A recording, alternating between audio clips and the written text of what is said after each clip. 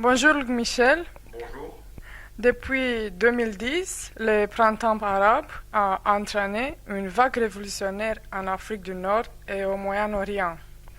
Toutefois, quand on considère la Syrie, on parle d'hiver arabe. Quelle est la différence entre la Syrie et les autres pays concernés par les soulèvements? Mais tout d'abord, il y a une chose qu'il faut comprendre, et ça sera ma remarque préliminaire. On est en fait dans une guerre idéologique et dans une guerre sémantique.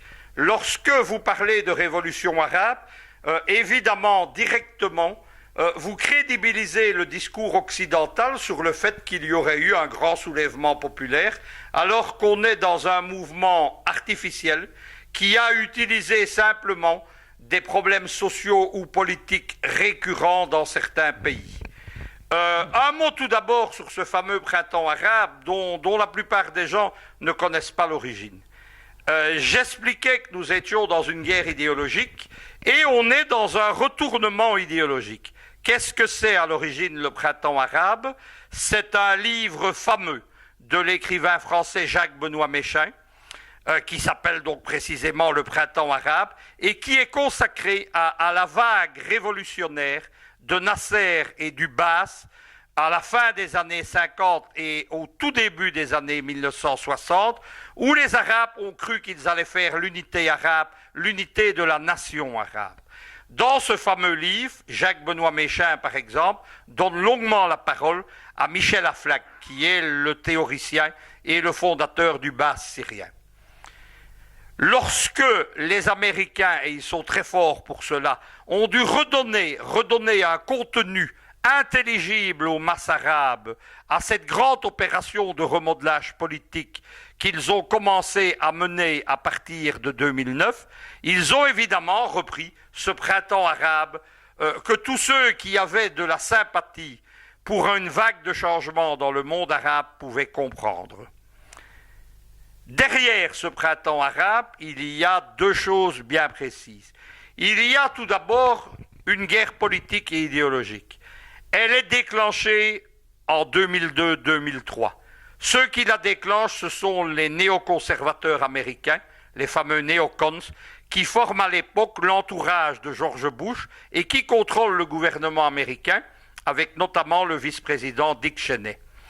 L'idéologue des néoconservateurs à l'époque, Bill Kristol, un ancien trotskiste passé à la réaction conservatrice, comme la plupart des néoconservateurs, décide de lancer un grand processus de ce qu'ils appellent la démocratisation du monde et de la commencer au Moyen-Orient. Ils pensent qu'ils peuvent par la force imposer le mode de civilisation politique américain et l'économie de marché libérale. Kristol sort un livre, le titre est évocateur, c'est « Notre chemin commence à Bagdad ». Et la cible première, c'est l'Irak bassiste de Saddam Hussein. On invente le prétexte des armes de destruction massive et c'est la guerre. La cible, ce n'est pas uniquement l'Irak bassiste, ce sont tous les régimes nationalistes révolutionnaires arabes. La Libye de Kadhafi, la Syrie des Assad et, bien entendu, cet Irak bassiste qui est le principal adversaire d'Israël en ce début du XXIe siècle. Pour définir ce concept stratégiquement, les Américains conçoivent une nouvelle zone géostratégique ou géopolitique, c'est le fameux Grand Moyen-Orient. Nous ne devons pas nous tromper sur ce terme de Grand Moyen-Orient qui n'a rien à voir avec le Proche-Orient des Français. C'est en fait une vaste zone qui comprend les Balkans, l'Ukraine, toute la zone du Caucase, la Méditerranée, les rives sud de la Méditerranée avec les pays arabes et encore plus loin, comme on le verra à partir des années 2011-2012, l'arc de cercle des pays sahéliens et subsahéliens. Un plan est mis en route, il commence donc par l'attaque de l'Irak, et ce plan est stoppé par quelque chose que n'ont pas prévu les néoconservateurs, c'est-à-dire que Un homme a anticipé leur mouvement, c'est Saddam Hussein. Saddam Hussein sait que son armée est détruite par près de 2 décennies d'embargo, par la longue guerre contre l'Iran, par tous les bombardements des années 1995-96. Saddam Hussein, donc, prépare un grand mouvement de résistance avec des financements, des caches d'armes, des réseaux clandestins. Et lorsque les Américains entrent en Irak, ils pensent que la population va les accueillir en libérateurs. C'est ce que leur a fait croire un homme. Cet homme, il s'appelle Ahmed Chalabi. C'est un banquier condamné pour escroquerie au Liban, mais c'est aussi un agent double. Il travaille à la fois pour la CIA et les Iraniens, et Chalabi, qui veut le pouvoir et s'enrichir, leur fait croire, un, qu'il y a des armes de destruction massive cachées, on ne les trouvera jamais évidemment, et deuxièmement, que la population va les accueillir. On ne dupe que celui qui veut être dupé. Donc les néoconservateurs, les gens comme Dick Cheney, savent parfaitement que Chalabi leur ment. Ils savent qu'ils mentent eux-mêmes, mais l'important est le prétexte. Arrive alors l'échec, l'enlisement en Irak, qui est le parallèle de l'enlisement en Afghanistan.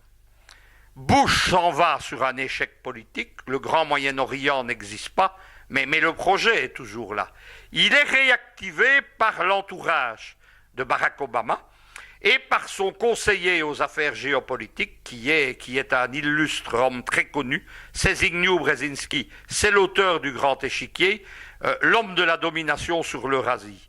Simplement, le but du Grand Moyen-Orient a changé d'objectif. Alors que pour Bush et les néocons, il s'agissait de contrôler le pétrole, de protéger le pétrole saoudien, de s'emparer du pétrole irakien, du pétrole libyen et du gaz syrien, pour Barack Obama, pour Zbigniew Brzezinski, il s'agit d'isoler la Russie et de mettre la main sur l'Eurasie elle-même. Le Grand Moyen-Orient n'est plus devenu qu'une frontière extérieure, comme le disaient les Romains à Limès.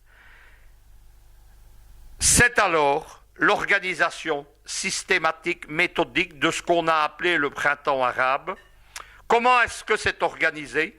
Tout d'abord, on réutilise les gens qui ont servi aux révolutions de couleur, c'est-à-dire cette série de coups d'État pro-occidentaux qui ont eu lieu en Ukraine en 2004, en Géorgie en 2003, qui ont été tentés contre Loukachenko, qui a échoué, lui a vaincu les révolutions de couleur, qui ont été tentés au Kyrgyzstan et qui vont même être tentés à 2 reprises contre Poutine en 2012 et 2013, en 2011 et 2012, pardon, en Russie. Les réseaux sont les mêmes, c'est le fameux réseau Otpor Canvas qui forme des activistes, qui forme des cyberactivistes depuis un centre international qui est en Belgrade, à Yougoslavie. Otpor Canvas a une expérience importante. C'est eux qui ont été les premiers mercenaires, les initiateurs de la première des révolutions de couleur contre le président Milosevic en Yougoslavie en 2000, en octobre 2000. Dans une deuxième temps, les Américains prennent langue avec notamment le Qatar, avec les réseaux saoudiens, avec les restes d'Al-Qaïda à l'époque qui se portent très mal. On sort des gens notamment de Guantanamo, parce que les islamistes, il y a les islamistes utiles, c'est quand ils marchent contre les ennemis de l'Amérique, et il y a les mauvais islamistes, c'est quand ils combattent l'Amérique, mais ce sont les mêmes. Et l'Amérique les instrualise au gré des cycles de sa politique. La deuxième chose qui est mise en route, évidemment, ça ne s'arrête pas à ça, ce sont des scénarios. Ce qui fait la force de l'Amérique, c'est que, inlassablement, à longueur d'année, des centaines d'instituts, de think tanks, d'intellectuels organisent des séminaires, des études pour créer des scénarios. Ces scénarios sont regroupés dans des scénarios annuels qui sont publiés par la CIA. Ils sont publics. Ils ont notamment, certains d'entre eux, été édités en France, notamment en livres de poche. J'ai moi-même découvert dès 2004, dans l'un d'eux, qui est le scénario de la CIA pour les années 2015-2020, ce qui va devenir le printemps arabe, c'est-à-dire une réflexion comment utiliser la montée de l'islamisme pour imposer un 21e siècle américain. c'est-à-dire remodeler les régimes arabes au profit d'un nouveau système, une armée forte mais dépendante de Washington, un système parlementaire croupion où les islamistes sont la force dominante. Les frères musulmans étaient ceux qui étaient envisagés dans les scénarios initiaux, que ce soit en Tunisie, en Égypte, en Libye ou en Syrie. Et ensuite, évidemment, il y a quelque chose qui est très important dans tout ça, c'est l'imposition d'une société de marché. Une vague est alors lancée, qu'on a appelée le printemps arabe, qui sont en fait l'application au Moyen-Orient des fameuses révolutions de couleur. Au départ, ce sont des soulèvements avec des cyberactivistes. Le premier pays où c'est tenté, c'est l'Algérie. Ça échoue. Ça échoue pourquoi ? Parce que les Algériens se souviennent des islamistes. Ils se souviennent des 10 années de guerre civile, des centaines de milliers de morts, et ça ne marche pas.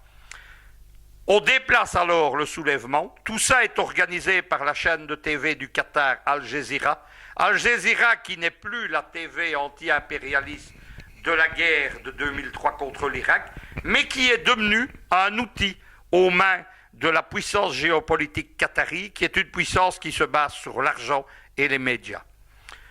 On lance alors le printemps arabe en Tunisie, Ben Ali est renversé.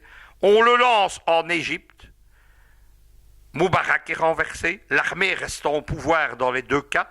La ministre française Michel Alliot-Marie dira à propos de la Tunisie, tout a été organisé par les Américains. Les Américains tiennent tout en main. On a oublié cette phrase. Et le but, pourquoi la Tunisie et l'Égypte ? Le but, c'est la cible de 2003. Ce sont les régimes nationalistes révolutionnaires arabes. C'est Kadhafi. Kadhafi en plus, qui veut contrôler son pétrole et qui est devenu le père de l'Union africaine, qui veut développer une Afrique autour d'une monnaie africaine, d'une armée africaine, c'est-à-dire qui veut retirer les griffes des vautours occidentaux de l'Afrique. Tunisie, Égypte, et on s'en prend alors à la Libye. Je suis, moi, à ce moment-là, en Libye. J'y ai organisé, hélas, le dernier congrès politique de la Jamaïria, le 6e congrès du mouvement européen pour la démocratie directe, mouvement des comités révolutionnaires, qui est le réseau pan-européen des comités révolutionnaires libyens que je dirige depuis 2004. Le congrès annonce ce qui va se passer, c'est-à-dire que, à notre grande surprise, nous nous retrouvons au centre d'une bataille idéologique. Il y a devant nous, au comité révolutionnaire qui était censé être socialiste, il y a devant nous une aile libérale qui n'existait pas en 2009, et c'est l'aile qu'on va retrouver quelques jours après, à Benghazi, en compagnie des islamistes. Le congrès se passe dans une ambiance survoltée. Nous mettons avec nos camarades en échec. Nous mettons en échec les libéraux. Un camarade qui était là nous dira que ça lui rappelait le fameux congrès de Londres en 1902 où est né le parti bolchevique. Il y a de grands mouvements de tribunes. À un moment donné, je parle des heures. Et nous mettons nos adversaires KO, mais nous voyons le malaise. Nous suivons les réseaux sociaux. À la tribune, j'annonce aux responsables libyens, je dis, votre tour arrive dans 10 jours. Ils me regardent en souriant, ils ne pensent pas que ça puisse leur arriver. Le 15 février commencent les événements de Benghazi. Ils sont organisés par les libéraux du régime jamaïrien, par une partie du mouvement des comités révolutionnaires, des traîtres, et par des éléments qui ont été amenés là, français, qui sont là depuis le mois de novembre. Il y a notamment l'utilisation de snipers, probablement français ou britanniques. On tire et on crée cette grande illusion d'un Kadhafi qui fait tirer sur son peuple. Al Jazeera montre de fausses images. Les images qui sont montrées de Benghazi, ce sont des émeutes en Inde. La trahison est au sein même de la Jamaïria. Kadhafi envoie à Benghazi ce qu'il pense être un camarade, le général Younes, qui a fait la révolution de 1969 avec lui.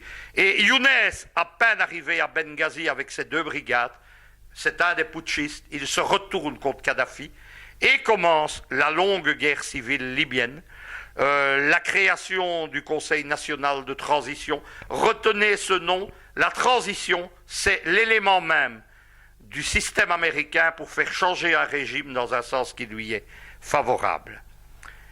Arrive alors la Syrie. Au même moment où on lance la révolution, ce qu'on a appelé la révolution, le coup d'État contre Muammar Kadhafi, on lance le coup d'État contre Assad en Syrie.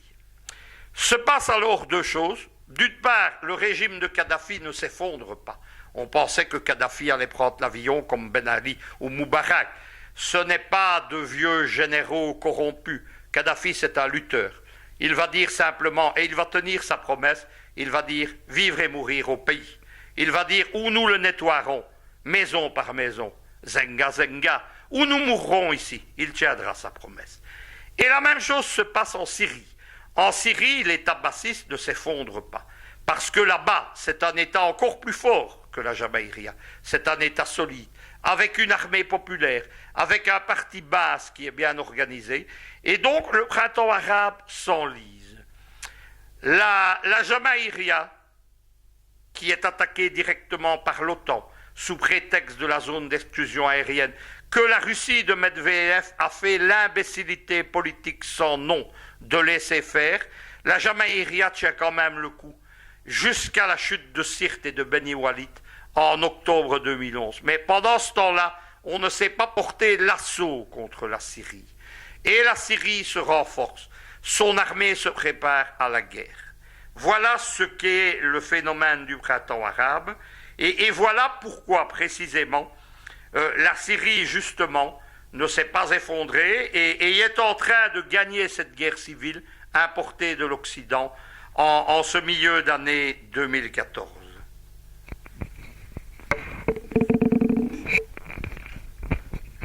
Maintenant, je voudrais savoir qu'est-ce que vous pensez de l'attitude de la Russie face au conflit syrien. La Russie appuie le régime de Bachar el-Assad et a posé son veto à 3 résolutions du Conseil de sécurité des Nations Unies. Ces résolutions parlaient des sanctions et des transitions politiques. L'un des éléments clés de la résistance de la Syrie, c'est que contrairement à la Jamaïria, la Syrie a été soutenue par la Russie. Et on en revient justement à la chute de la Jamaïria. En février 2011, la Russie se fait rouler dans la farine au Conseil de sécurité. Elle pense qu'elle a autorisé une zone d'exclusion aérienne et en 48 heures, elle voit la totalité de l'infrastructure militaire libyenne et son aviation détruite par l'aviation française, britannique et américaine.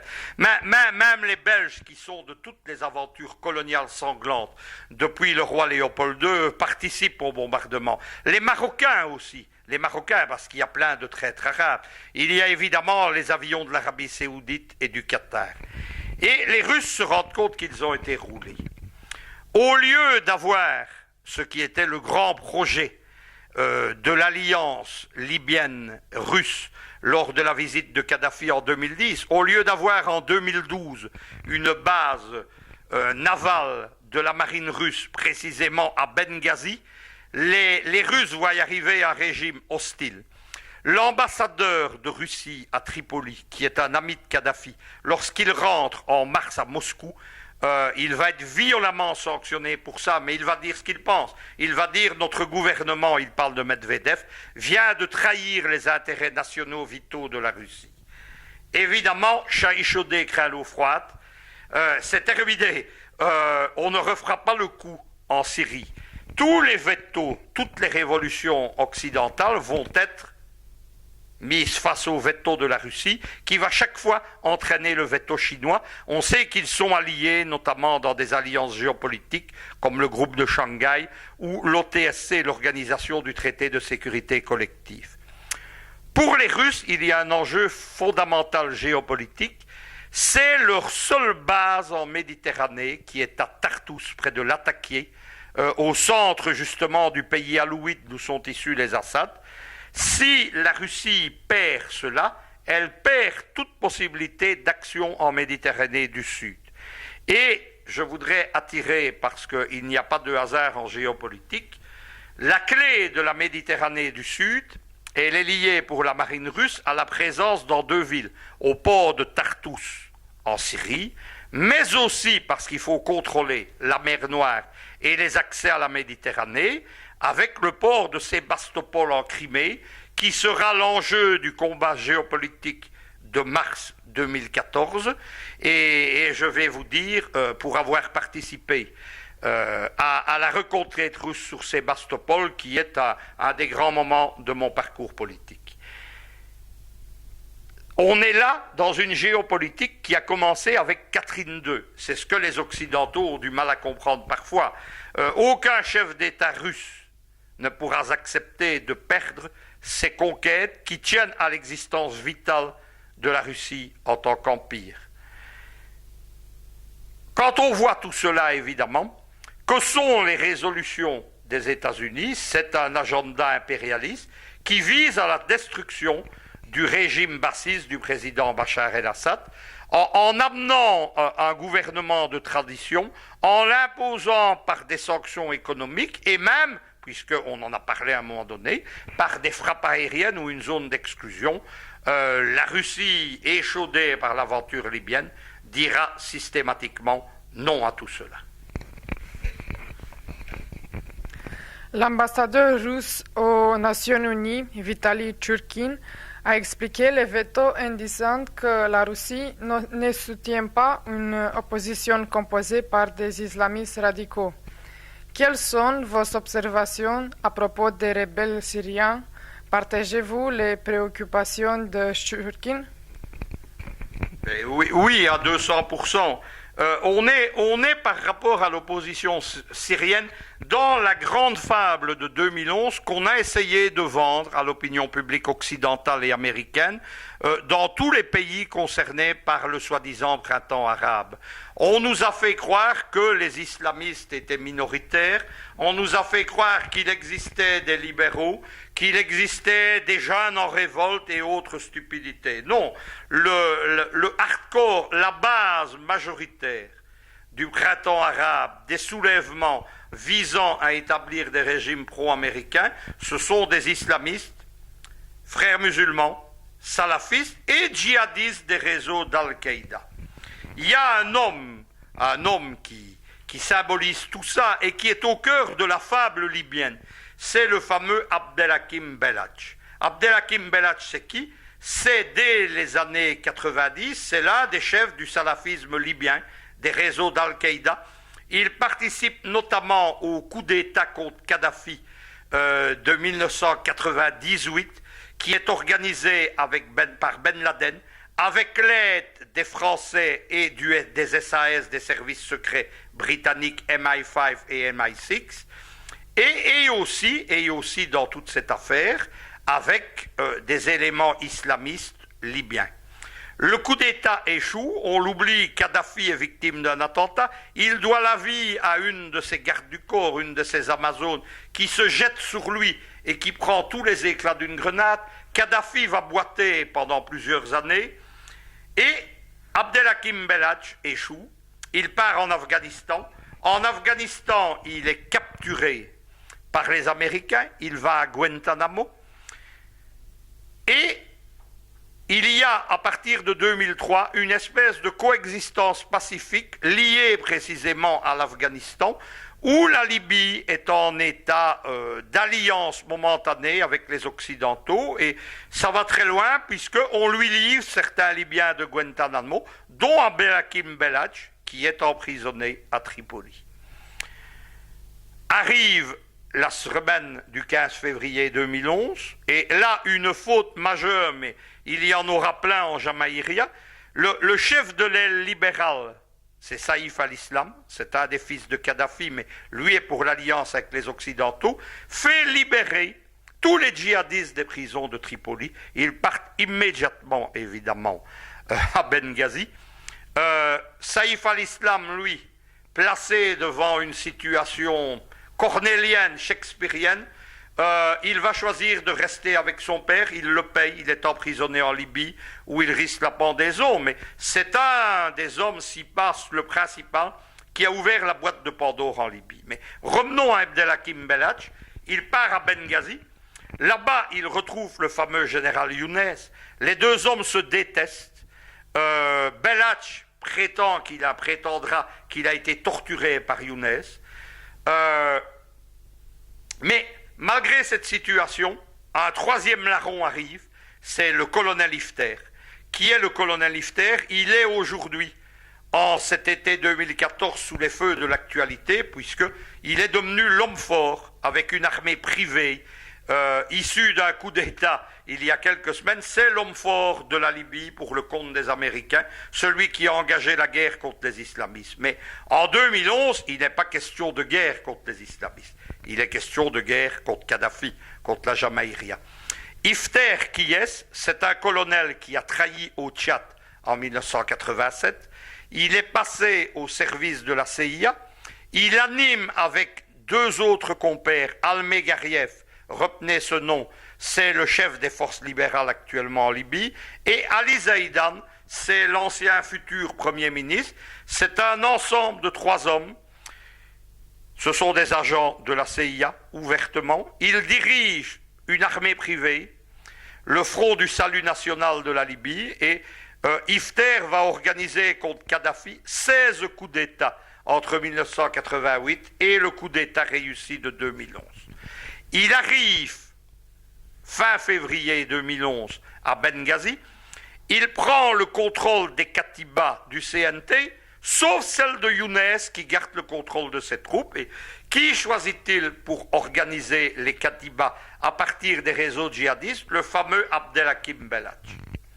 Abdelhakim Belhadj, on le retrouve en juillet 2011, lorsque le général Younes est assassiné. La famille de Younes prétend que l'assassinat a été commis par Abdelhakim Belhadj, par Abdelhakim Jalil, qui est le chef du CFT, qui est un traître aussi. C'est un ancien ami de Saïf al-Islam. C'est l'ancien ministre de la Justice de Kadhafi. C'est lui qui, par fanatisme, a plongé la Libye dans la fameuse affaire honteuse des infirmières bulgares, qui a coûté si cher en termes de publicité à la Jamaïria.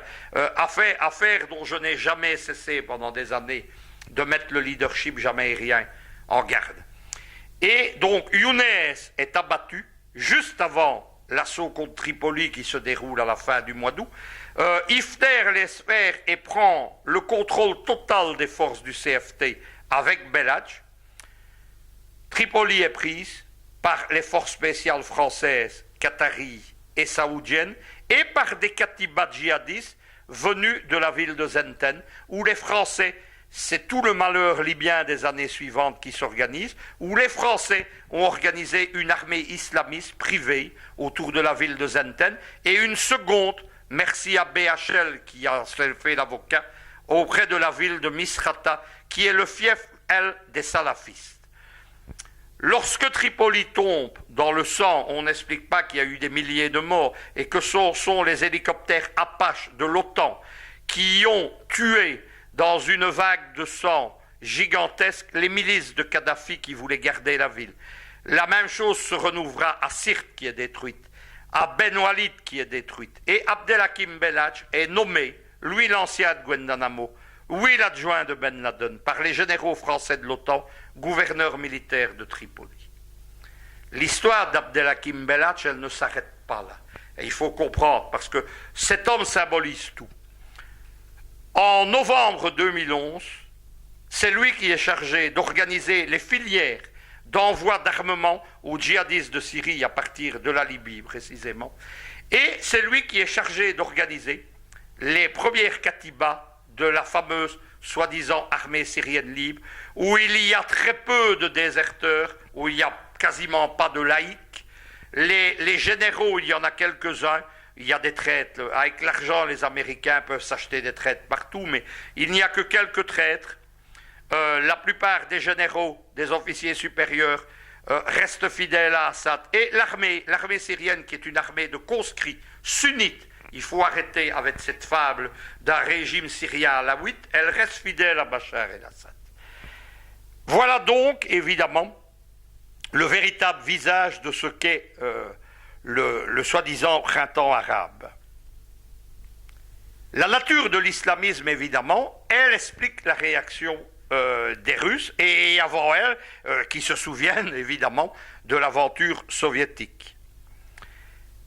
Entre l'islamisme et l'américanisme, il y a une alliance objective pour parler en termes marxistes, qui existe depuis 1945, mais ça j'y reviendrai plus en avant, mais qui est entrée dans une phase ultra active à partir de 1979, à partir de la guerre en Afghanistan. Lorsque s'établit en Afghanistan une république populaire communiste qui représente, et moi je vais choquer ici, mais je vais dire la vérité, qui représente les années heureuses de l'Afghanistan, les années où les femmes sont libres, habillées à l'occidental, où elles peuvent suivre l'université, où elles sont ministres, officiers dans l'armée et dans la police, ce sont les années du communisme et de ce que les Américains ont osé appeler l'occupation soviétique. Et lorsque les Américains organisent, retenez les deux noms, l'homme qui organise l'alliance en Afghanistan entre les djihadistes saoudiens, entre les islamistes afghans, dont le fameux commandant Massoud, qui n'est pas un héros libéral comme le fera croire l'ignoble Bernard-Henri Lévy, mais qui est en fait le dirigeant du Front National Islamiste. C'est un seigneur de la guerre féodale. Eh bien, l'alliance est faite autour de deux hommes. L'homme des Saoudiens, un certain Osama Ben Laden, et l'homme des Américains, Zbigniew Brzezinski, précisément, qui n'a pas encore écrit son grand échiquier, qui est un adjoint au secrétaire d'État à l'époque Kissinger. De cette alliance va déboucher ce qu'on appelle le nouvel ordre mondial. Ce n'est pas la chute, soi-disant, du mur de Berlin qui va changer tout ça, etc. Ce qui fait tomber l'Union soviétique, ce qui amène l'arrivée au pouvoir mondial d'une seule superpuissance, la superpuissance impérialiste américaine, c'est la guerre d'Afghanistan, c'est le départ des Russes d'Afghanistan. Je voudrais encore dire un mot là-dessus parce que je pense que l'histoire fera justice à l'époque à l'Armée rouge. Contrairement à ce qu'on a pu raconter, l'Armée rouge n'avait pas perdu la guerre d'Afghanistan. L'OTAN a perdu la guerre d'Afghanistan. Elle l'a perdue entre 2003 et nos jours. Mais l'Armée rouge l'avait gagnée. La meilleure preuve qu'elle l'avait gagnée, c'est que lorsque les Soviétiques se retirent, à la surprise générale, le régime communiste va encore se maintenir plusieurs années dans les grandes villes. Mais évidemment, sans aide, sans appui matériel et militaire. Pourquoi les Russes s'en vont-ils ? À cause de la perestroïka, à cause d'un homme qui sera éternellement maudit dans l'histoire russe, à cause d'un homme qui s'appelle Mikhaïl Gorbatchev, et un autre, un Arménien, qui justement est mort il y a quelques jours, Tchervanadze. Ces gens pensent qu'ils peuvent s'entendre avec l'Occident. Ils pensent qu'ils peuvent acheter la paix, alors que l'Occident ne veut que les détruire. Et donc, ils partent dans un Afghanistan où ils auraient pu se maintenir. Géopolitiquement, la mise sous satellisation de l'Afghanistan par l'Union soviétique était correcte. L'Union soviétique avait pour but géopolitique l'accès aux mers chaudes qui est conditionné par le contrôle de l'Afghanistan. Ce sera un jour, de nouveau, le rôle géopolitique de la grande Europe. Moi, je n'ai pas peur de le dire, vous savez, je ne pratique pas la langue de bois. Je n'écris pas pour être populaire, je n'écris pas pour plaire aux journalistes occidentaux que je méprise profondément. Les attentats de fin 2013 à Volgograd et les opérations de sécurité déployées pendant les Jeux olympiques à Sochi ont soulevé de nouveau les problèmes du Caucase du Nord. Depuis longtemps, Moscou lutte contre les groupes séparatistes islamistes, la plupart d'idéologie salafiste, dans cette région. Les liens de ces cellules avec des organisations terroristes au Moyen-Orient, telles que Al-Qaïda, est une source d'inquiétude pour les autorités russes. Des experts ont inclus le fait que la Russie voudrait éradiquer le séparatisme dans ces territoires parmi les raisons du veto. Qu'est-ce que vous en pensez? L'islamisme est un vieil outil anti-soviétique puis anti-russe.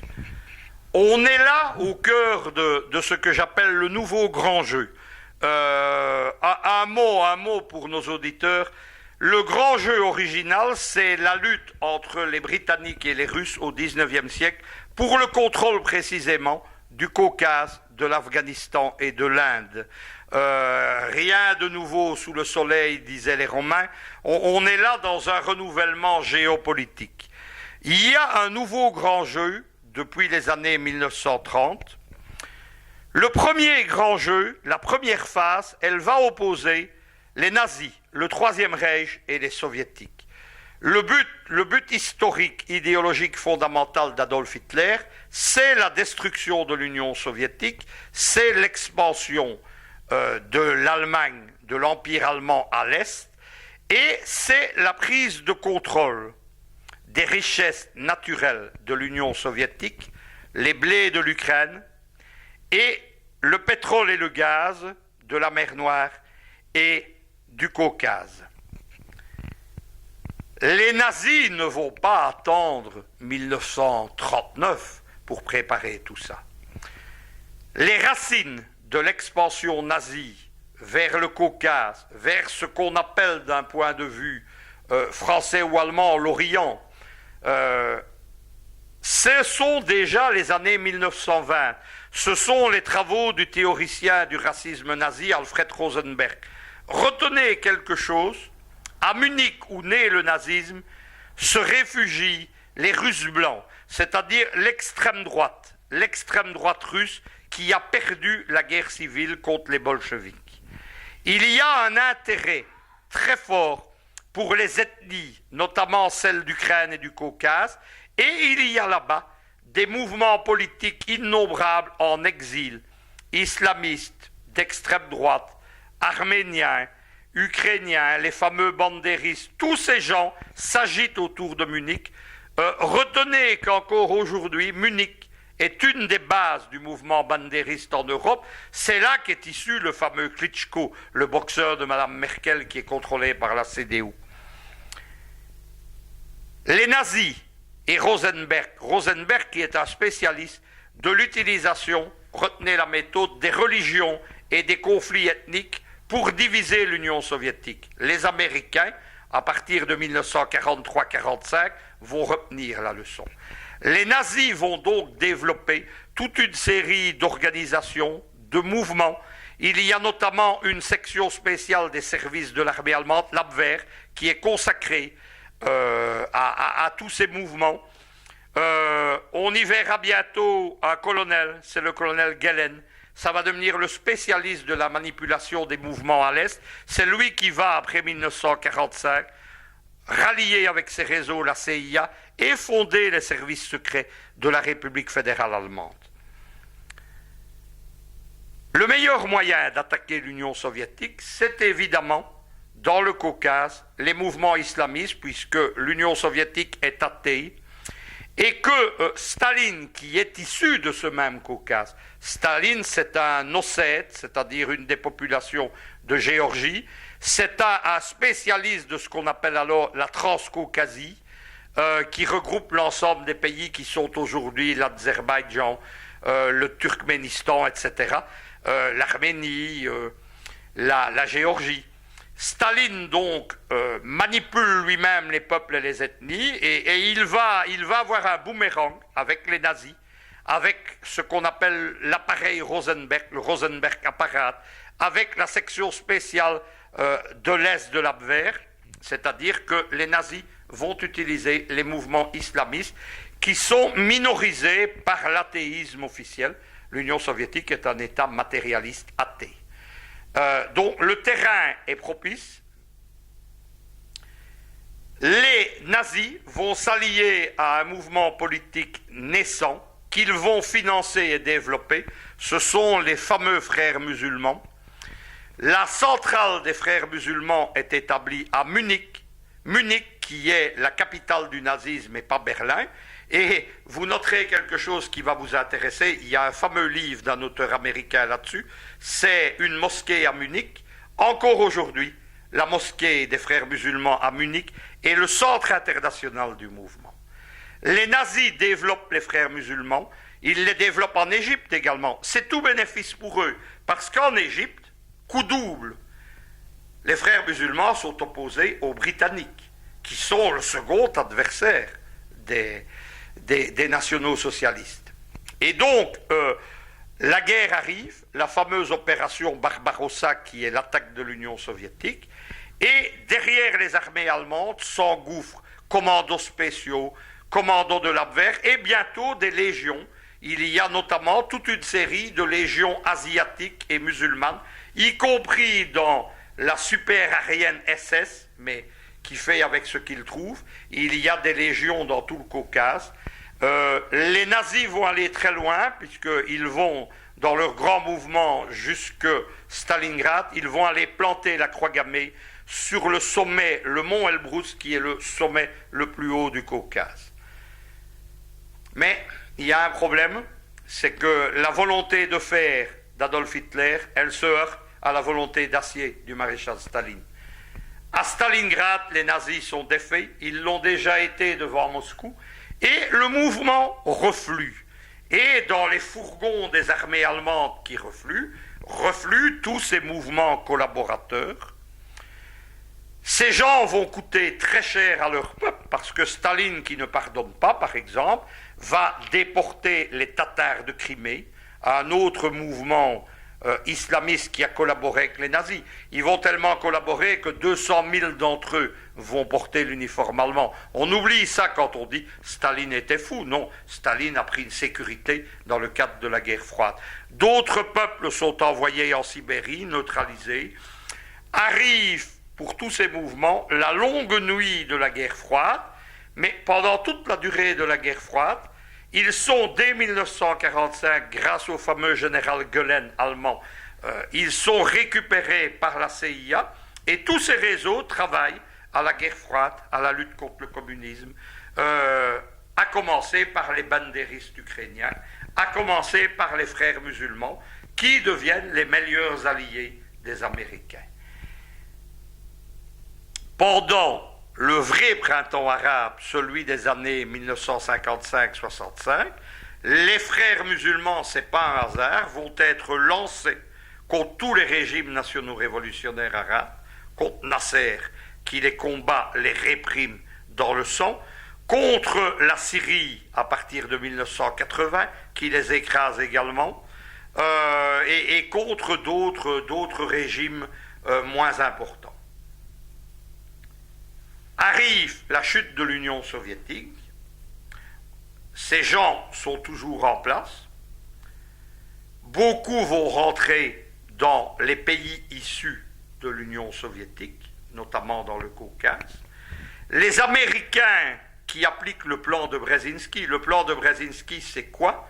C'est, après avoir détruit la Fédération yougoslave et l'Union soviétique, c'est détruire cet État multinationale qu'est la Fédération de Russie. Et où frapper la Russie? Au ventre mou qui est le Caucase. Qui retrouve-t-on dès 1993 dans le Caucase contre la Russie? Les indépendantistes du Tchétchénie, du Daghestan, d'Ingoustan, qui sont les anciens alliés des nazis puis de la CIA. Les Russes sont donc évidemment extrêmement sensibles à ça. Et il faut bien comprendre quelque chose encore, c'est que ça ne s'arrête pas, mais ça s'accélère avec la renaissance de l'État russe, avec Vladimir Poutine. Tant que c'est le régime faible de l'alcoolique Eltsine qui fait rire les Occidentaux, c'est pas important. Les Américains, on dirait, ils sèment des mines géopolitiques, mais il y a une guerre en Tchétchénie, en 1995-96, que les Russes ne gagnent pas. Poutine arrive au pouvoir, sa première action, c'est d'aller gagner la guerre en Tchétchénie, il la gagne. Il établit notamment il établit un nouveau gouvernement avec le président Kadyrov, qui est issu d'un des clans dominants là-bas. La Russie reprend le contrôle, et elle fait immédiatement face à un mouvement terroriste qui est financé à la fois par les Américains, par depuis 2004, le régime géorgien anti-russe de Saakashvili, et on arrive dans le scénario du printemps arabe, par les Saoudiens. Parce que, quelle est l'idéologie de tous ces islamistes du Caucase? C'est le wahhabisme. C'est cette secte islamiste radicale qui est le noyau dur à la fois de la monarchie et de l'État saoudien. Quand les Russes voient tout ça, évidemment, non seulement ils ont de la sympathie pour Bachar el-Assad, mais ils savent que le meilleur moyen d'aller combattre leurs islamistes, c'est de les combattre en Syrie même. À cela s'ajoutent encore deux autres choses. S'ajoute que des brigades, des katibas tchétchènes, islamistes, russes, issus du Caucase, vont combattre en Syrie, puis elles reviennent. C'est eux qui vont faire les attentats de la fin 2013. Il y a un émir, puisqu'ils aiment ce genre de titre, il y a un émir de l'émirat du Caucase qui menace la Russie au moment de Sochi. Derrière, les Américains sont ravis, évidemment. Il y a aussi ce double jeu. Au moment où on le laisse s'exprimer, eh bien, c'est très simple. En même temps, les Américains proposent à Poutine d'aller assurer la sécurité des Jeux de Sochi avec les Britanniques. C'est ça l'hypocrisie occidentale. Ça ne s'arrête encore pas là. C'est-à-dire que pendant la décennie du terrorisme dans le Caucase, on retrouve de nouveau wahhabites réseaux américains. Lorsqu'arrivent les grands attentats du début de ce nouveau siècle, les réseaux, par exemple, tchétchènes, qui font la fameuse attaque notamment contre l'école de Beslan dans le Caucase, où des centaines d'enfants sont violés puis tués par les islamistes, eh bien, il faut constater que le site internet qui appuie tout ça, il ne se situe pas dans le Caucase, il se situe dans les pays baltes, en Estonie, à Tallinn, qui est précisément le centre où l'OTAN mène la soi-disant guerre contre la cybercriminalité et mène la cyberguerre contre le bloc russe de la Russie et de ses alliés. À cela s'ajoute enfin une dernière chose, qui est une double faute psychologique. La première faute psychologique, elle est commise par le sultan Bandar Sultan, qui est le ministre saoudien, le chef des services secrets, qui va à Moscou menacer directement Poutine en lui disant « ou vous lâchez Assad, ou vos jeux vont se passer mal ». On ne menace pas quelqu'un comme Vladimir Poutine, ça ne marche pas ça. Bandar croit qu'il a affaire au gouvernement français sans doute. Poutine n'est pas quelqu'un qui marche dans ce genre de scénario. Et une deuxième faute est commise, et là on arrive à 2014, c'est dans l'affaire de Crimée. Les Américains essayent directement de réactiver le mouvement autonomiste tatar de Crimée et utilisent à un moment donné, dans des émeutes à Sébastopol, des djihadistes tatars qui rentrent précisément de la fameuse Katiba de l'émirat du Caucase, qui rentre précisément de Syrie. C'est une énorme erreur, et elle explique aussi le soutien de la Russie à la Syrie de Bachar el-Assad. Est-il possible, selon vous, que la chaîne de révolution du printemps arabe se répande au Caucase? Je vais aussi vous parler franchement. Ce qu'on a appelé la vague politique, non. Il n'y a aucune des conditions au Caucase, à commencer parce qu'il n'y a pas un État faible en Russie. Il y a un État fort qui a des services de sécurité forts, une armée forte et une importante base sociale, puisque au moment du référendum de Crimée, plus de 65% des Russes soutenaient le régime de Vladimir Poutine. Comparé à titre d'exemple avec les 6% de Français qui ont voté pour le Parti socialiste de François Hollande aux élections européennes du 25 mai dernier. Mais ce qui est possible, évidemment, c'est l'exportation du terrorisme. Il y a évidemment ce qu'on a appelé le phénomène djihadiste. Je m'y suis beaucoup intéressé. Vous savez qu'en juin 2013, J'ai conduit une mission d'observation avec des parlementaires belges, précisément à Damas, où nous avons rencontré des djihadistes. J'ai été le premier à publier les chiffres exacts de ce qu'ils étaient. En Belgique, on parlait à l'époque d'une centaine. Moi, j'ai dit 700 à 800. On parlait de 2-3 000. J'ai dit 7 à 10 000. C'est les chiffres que nous ont donnés les services de sécurité syriens que nous avons rencontrés. J'ai rencontré aussi face à face, les yeux dans les yeux, des terroristes, des djihadistes venus de France, venus d'Espagne, venus du Turkménistan. On arrive au Caucase. Donc je connais le phénomène, je m'y suis beaucoup intéressé. J'ai expliqué aussi combien était criminel le soutien des gouvernements européens à ces réseaux. Ces réseaux ont été tolérés. On a permis l'envoi, y compris d'adolescents mineurs. On a permis tout ça parce qu'il s'agissait de fournir le choc, les troupes de choc contre Bachar el-Assad. En Belgique, par exemple, il y a eu le gouvernement belge a fermé les yeux sur l'organisation par le gouvernement d'Erdogan en Turquie, gouvernement islamiste, du parti islamiste de la justice, des filières djihadistes.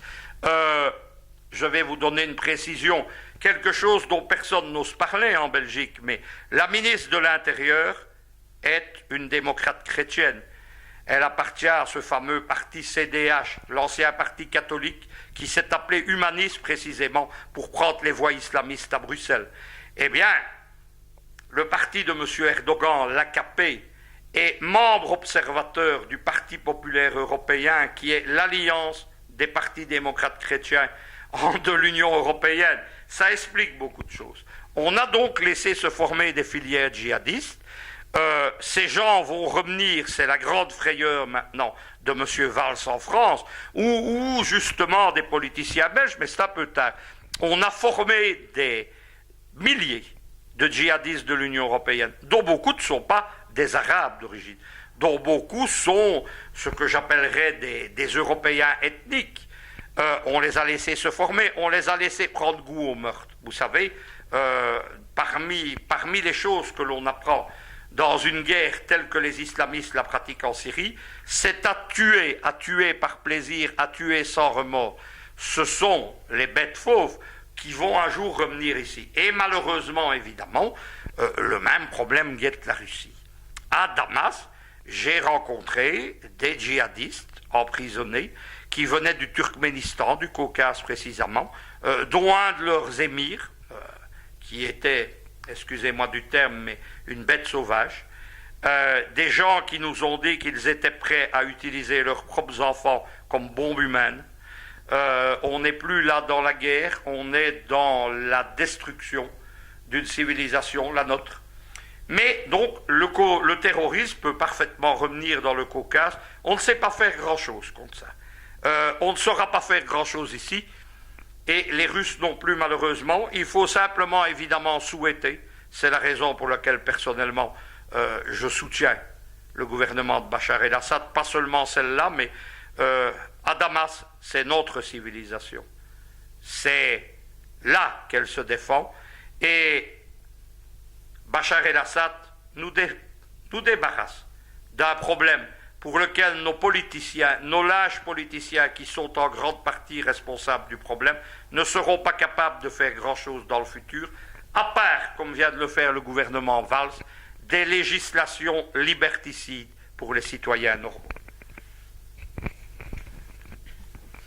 Certains journalistes ont observé que la crise ukrainienne renvoie aux dynamiques de la guerre froide. La même expression a été utilisée pour parler des tensions entre l'Occident et la Russie dans les conflits syriens. Cette perspective met la Syrie au centre des enjeux internationaux pour d'autres pays qui voudraient accroître leur sphère d'influence dans la région.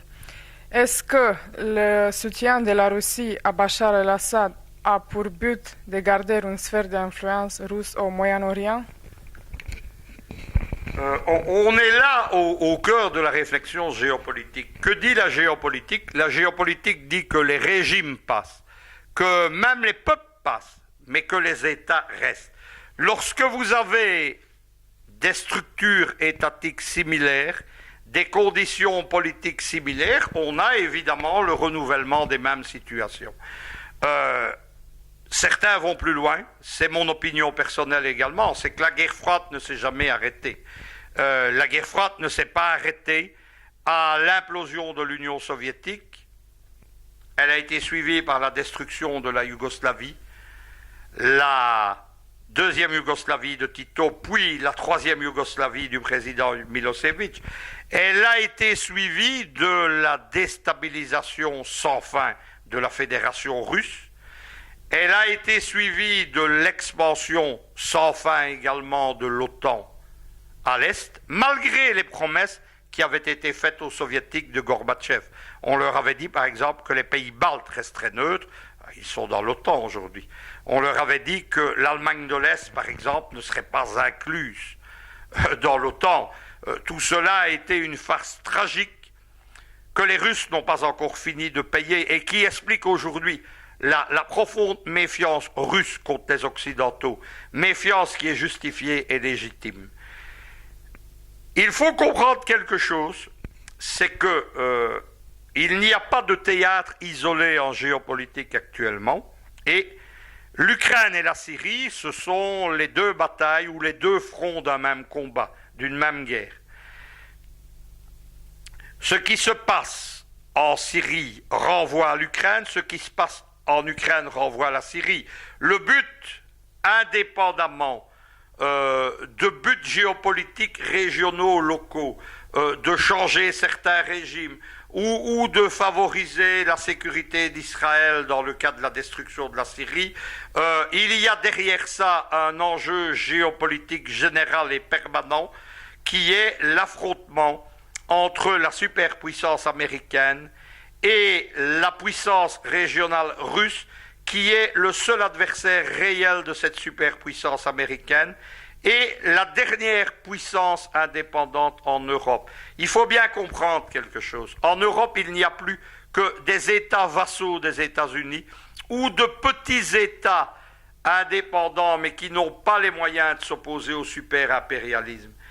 La Russie, même si c'est 5 fois moins que l'Union soviétique, c'est encore, heureusement pour elle, la puissance nucléaire soviétique. C'est assez de tête, comme l'a répété, comme l'a rappelé un ministre russe en pleine crise de Crimée, c'est assez de tête nucléaire pour vitrifier les États-Unis. C'est une puissance qui impose le respect. C'est la dernière puissance indépendante, et je ne vous cache pas que je ne suis pas pro-russe pour des raisons sentimentales. J'ai dit une fois que mon cœur battait entre Moscou et Belgrade, mais ça c'est quelque chose de personnel. J'aime la culture slave, j'aime les gens slaves.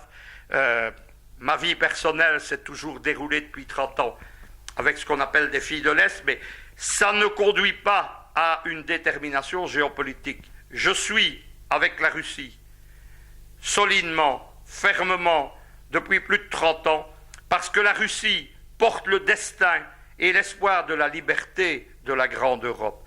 Si la Russie échoue, il ne restera que la domination américaine. Cette civilisation grise, froide, triste, le monde de McDonald's, de Coca-Cola, des séries d'Hollywood, ce monde sans culture. Regardez actuellement Jennifer Pasky, la secrétaire d'État américaine, qui n'est même pas capable de situer un pays sur une carte. C'est ça l'Amérique. Je n'ai rien à voir avec cette fin de civilisation.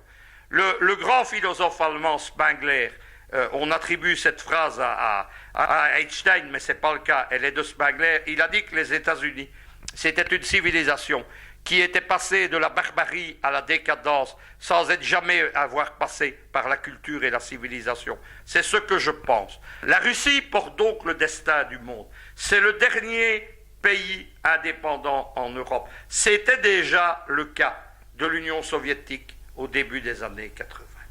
À cette époque, j'ai développé avec le regretté Jean Thiriard ce qu'on a appelé l'école géopolitique euro-soviétique. Que disions-nous?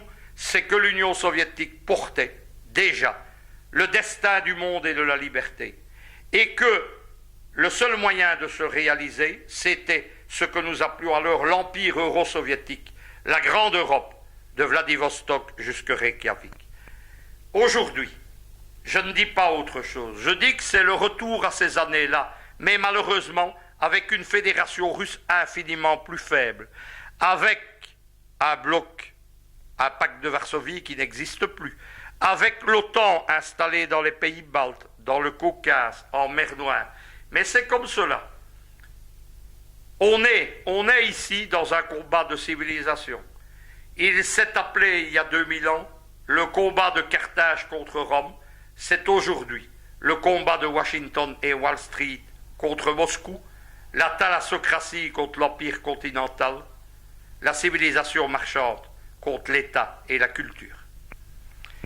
Il faut se rendre compte, et on en revient au conflit syrien, c'est que le conflit syrien, c'est un des aspects de votre question, il sert évidemment également de terrain d'action à des puissances régionales. Il y a en Syrie un affrontement indirect entre Israël, entre l'État sioniste, et la République islamique iranienne.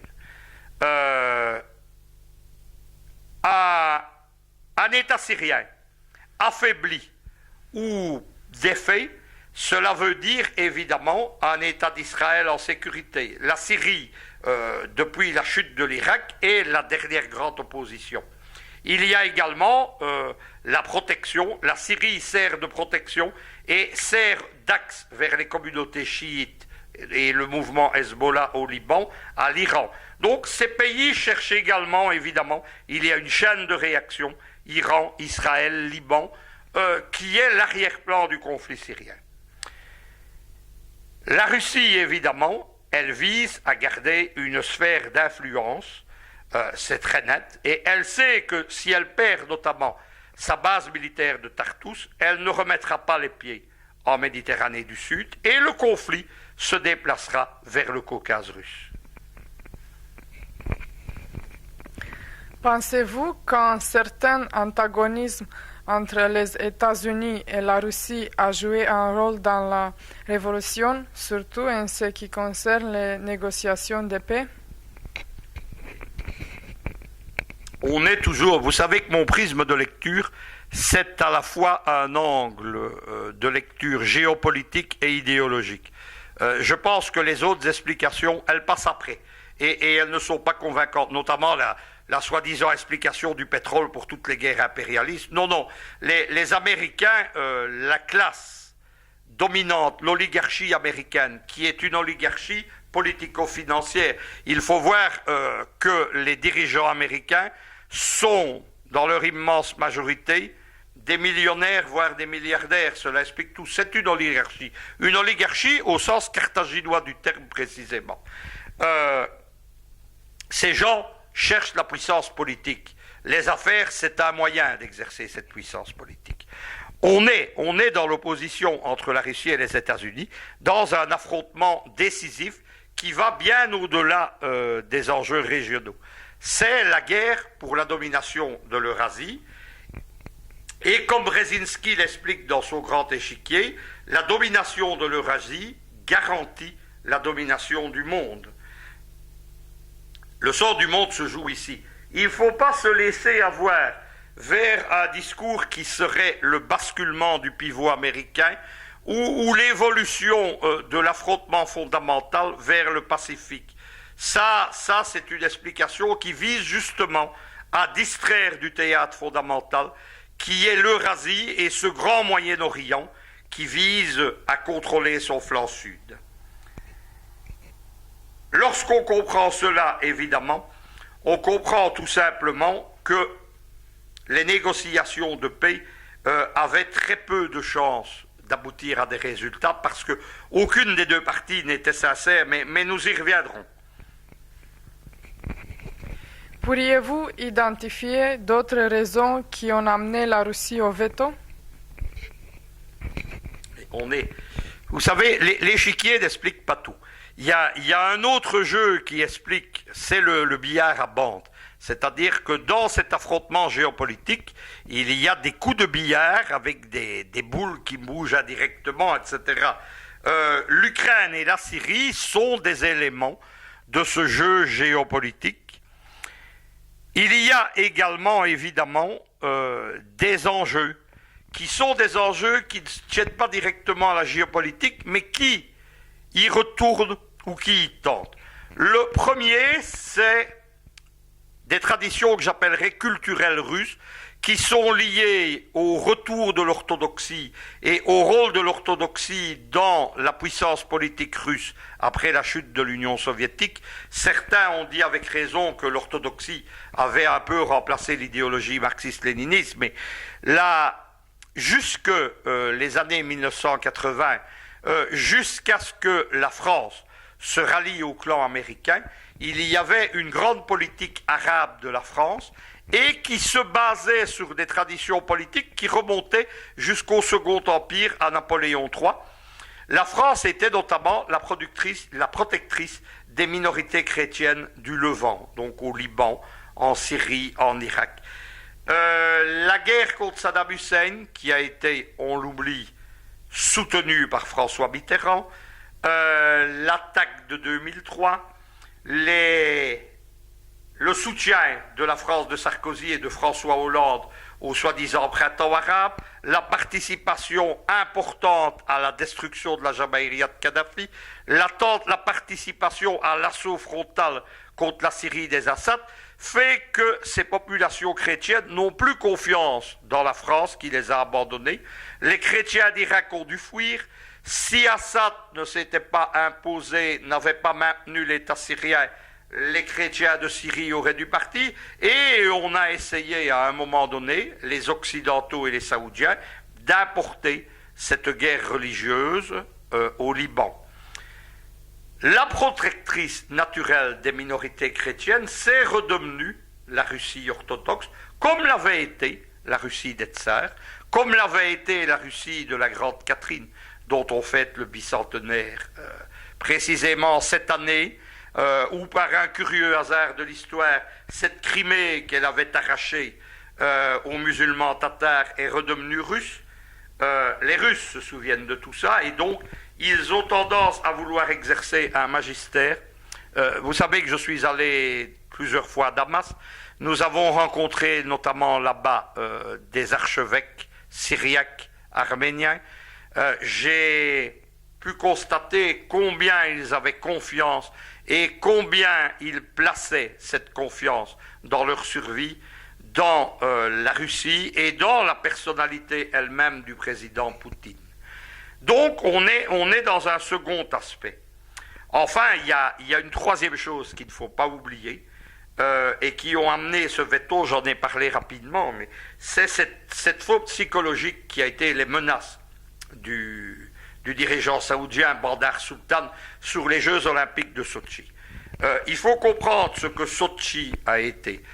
Sotchi, c'est la volonté d'un homme, Vladimir Poutine. C'est lui qui a voulu imposer, créer. Même les grands spectacles qui ont eu lieu ont été conçus sous sa direction, sous la direction des idéologues du Kremlin qui travaillent avec lui. Et donc, avoir été menacé, ces Jeux à Sotchi, comme l'a fait le ministre saoudien Bandar Sultan, c'était la dernière chose à faire. On peut espérer la colère froide de Poutine, et on peut comprendre évidemment qu'à partir de ce moment-là, Bachar el-Assad a eu la meilleure des assurances. Le président Obama avait défini l'utilisation d'armes chimiques comme un red line qui, si elle était franchise, aurait dû être une game changer, un facteur déterminant pour une possible intervention. Toutefois, Poutine a convaincu Assad de signer la Convention sur l'interdiction des armes chimiques. Quelle est votre opinion? Pourriez-vous identifier un game changer qui pourrait conduire à une intervention? Il faut comprendre comment les Américains travaillent. Les Américains, ils ont beaucoup de scénarios. Ils ont toujours un plan A, un plan B, et si ça ne marche pas, un plan M et puis un plan Z, mais il manque souvent d'imagination. Et la tendance des Américains, c'est de repasser les vieux plats qui ont bien marché. Lorsque vous voyez la question des armes soi-disant chimiques de Bachar el-Assad, c'est un prétexte, et on est revenu au prétexte des armes de destruction massive de 2002-2003 qui ont servi de prétexte à l'invasion de l'Irak bassiste de Saddam Hussein. On sait aujourd'hui, parce que les dirigeants britanniques comme Tony Blair ou les dirigeants américains sont en aveu, on sait qu'ils ont menti. Ils ont menti à leurs assemblées parlementaires, ils ont menti à l'Assemblée générale de l'ONU. Il n'y avait plus d'armes, les armes avaient été détruites précédemment, notamment lors des années d'embargo par le régime de Saddam Hussein. Avec les armes chimiques, c'est la même chose.